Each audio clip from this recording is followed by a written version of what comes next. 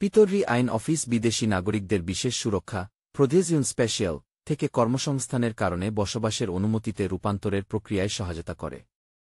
এই প্রক্রিয়াটি একটি অস্থায়ী পারমিটকে একটি স্থিতিশীল ও কাজ সংক্রান্ত পারমিটে রূপান্তর করে, যা ইতালিয়ান সমাজে সম্পূর্ণভাবে অন্তর্ভুক্ত হওয়া এবং দেশের ভিতরে একটি নিয়মিত ভবিষ্যৎ গড়ে তুলতে ইচ্ছুক ব্যক্তিদের জন্য অত্যন্ত গুরুত্বপূর্ণ।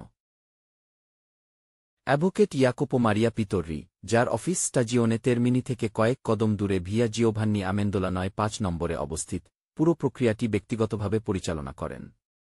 তিনি যোগ্যতার শর্ত যাচাই করা থেকে শুরু করে সংশ্লিষ্ট কুয়েস্টুরায় আবেদন জমা দেওয়া পর্যন্ত প্রতিটি ধাপ অনুসরণ করেন। আবেদনটি সঠিকভাবে এবং আইনে নির্ধারিত সময়ের মধ্যে জমা দেওয়া অত্যন্ত গুরুত্বপূর্ণ, কারণ সামান্য একটি ভুল বা বিলম্ব প্রত্যাখ্যান বা দীর্ঘসূত্রিতার কারণ হতে পারে।